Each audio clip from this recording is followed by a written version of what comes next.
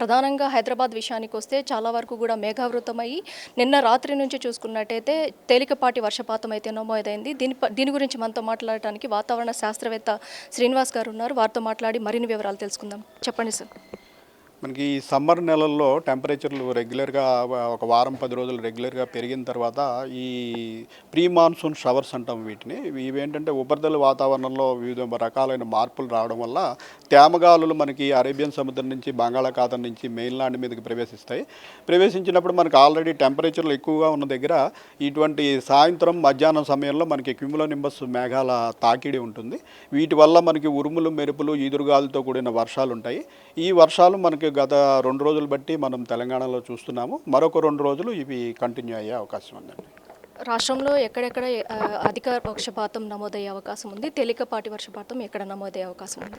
మన రాష్ట్రంలో పెద్దగా భారీ వర్ష సూచన ఎక్కడా చేయలేదు. మోడరేట్ రెయిన్ అంటే 5 నుంచి 7 సెంటీమీటర్ల వరకు వివిధ ప్రాంతాల్లో వర్షం పడే అవకాశం ఉంది.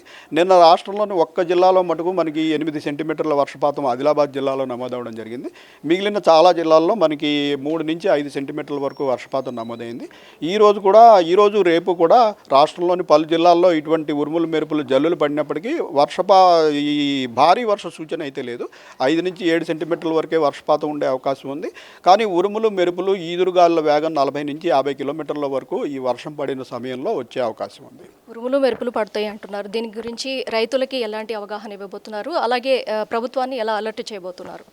మనం ఈ పరిణామం గురించి గత వారం రోజుల నుంచి రెగ్యులర్గా మన బులెటిన్లో హెచ్చరించడం జరుగుతుంది. మనకి ఈ వ్యవసాయ శాఖ అధికారులందరికీ మన బులెటిన్లు వెళ్తాయి. అలాగే పలు వ్యవసాయ సంఘాల వారు కూడా 40 నుంచి 50 వేల వరకు మరి కూడా వ్యవసాయదారులు కూడా వాట్సాప్ గ్రూపులు ఉన్నాయి. వీరందరికీ కూడా మనం రెగ్యులర్గా ఈ అలర్ట్స్ పెట్టడం జరుగుతుంది. ప్రధానంగా ఎన్ని జిల్లాలకు రెడ్ అలర్ట్ ఉంది? ఎన్ని జిల్లాలకు ఆరెంజ్ అలర్ట్ ఉంది? ప్రస్తుతం రెడ్ అలర్ట్ ఏ జిల్లాకి లేదండి.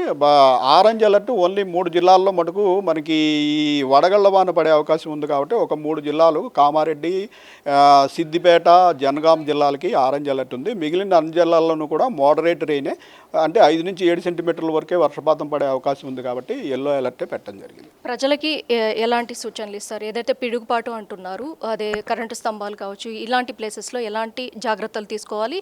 డిపార్ట్మెంట్స్కి, ఎలక్ట్రిక్ డిపార్ట్మెంట్ కావచ్చు, వాటికి ఎలాంటి ఏదైతే మెసేజ్ ఇవ్వబోతున్నారు?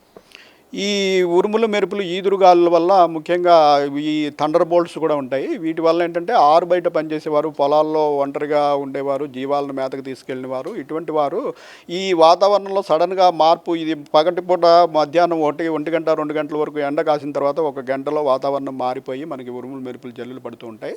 సో అటువంటి ఇండికేషన్ వచ్చిన వెంటనే వారు దగ్గరలోని స్ట్రాంగ్గా ఉన్న నిర్మాణంలో తలదాచుకోవాలి. చెట్ల కింద ఉండకూడదు.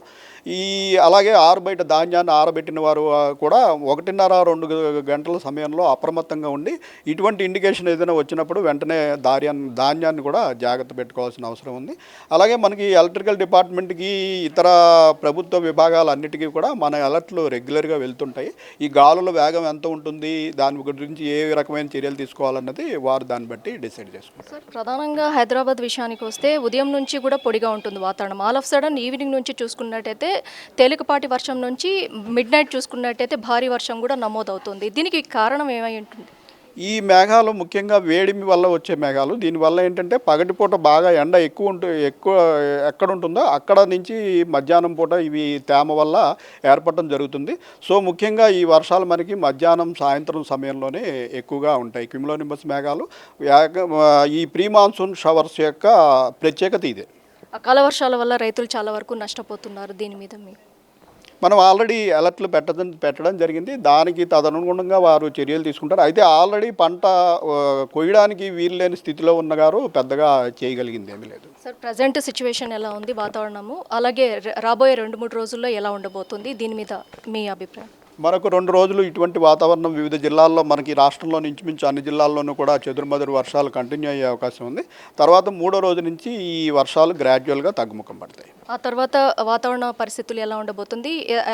దట్టు ఇప్పుడు సమ్మర్ ఇప్పుడు పొడిగా ఉన్నప్పటికీ వాతావరణము కూల్ అయినప్పటికీ వాతావరణ పరిస్థితులు అన్నీ కూడా 3 రోజుల తర్వాత మళ్ళీ వేసవి తాపం ఇంకా ఎక్కువయ్యే అవకాశం ఉందా? మనకి ప్రస్తుతం టెంపరేచర్లు 33 నుంచి 37 డిగ్రీల వరకు ఉన్నాయి. ఈ పరిణామం వల్ల మనకి ఈ వర్షాల వల్ల మరొక 2-3 డిగ్రీలు రాగల 2-3 రోజుల్లో తగ్గిపోయే అవకాశం ఉంది. తర్వాత మళ్ళీ గ్రాడ్యువల్గా టెంపరేచర్లు పెరుగుతూ మనకి నెలాఖరు సమయానికి మళ్ళీ మొదటి వారంలో లాగా ఇంచుమించు 36 నుంచి 39 డిగ్రీల వరకు రాష్ట్రంలో వివిధ ప్రాంతాల్లో ఈ మ్యాక్సిమం టెంపరేచర్లు పెరిగే అవకాశం ఉంది. మొత్తం మీద చూసుకున్నట్టయితే వాతావరణ శాఖ చెప్తున్నది ఏంటంటే ప్రతి ఒక్కరు కూడా ఈ అకాల వర్షాలు ఏదైతే ఉందో రైతులు అప్రమత్తంగా ఉండాలి. అలాగే పిడుగుపాటు వచ్చే సమయంలో ఎక్కడ కూడా కరెంటు స్తంభాల దగ్గర కావచ్చు, ఎలక్ట్రిక్ పోల్స్ దగ్గర కూడా ఎవరు కూడా ఉండకూడదు. ఎందుకంటే వీటిని ఎక్కువగా అట్రాక్ట్ చేసే కెపాసిటీ ఉంది పిడుగు పడడానికి అన్న కోణంలోనే ప్రజలందరూ కూడా అప్రమత్తంగా ఉండాలి అన్న కోణంలోనే చెప్పుకుంటూ వస్తున్నారు. రాబోయే 3 రోజుల్లో కూడా దాదాపుగా కూడా ఇలాంటి ఏదైతే తేలిక వాతావరణమే ఉండబోతుంది, చల్లని వాతావరణం ఉండబోతుంది. ఆ తర్వాత ఏదైతే 3 రోజుల తర్వాత దాదాపుగా కూడా టెంపరేచర్లు పెరిగే అవకాశం ఉంటుంది. 36 డిగ్రీల నుంచి 38 డిగ్రీలకు కూడా టెంపరేచర్ నమోదయ్యే అవకాశం ఉంది అన్న కోణంలోనే చెప్తున్నారు. వీడియో జర్నలిస్ట్ భానుతో ఉషా, మెగా 9 టీవీ, హైదరాబాద్.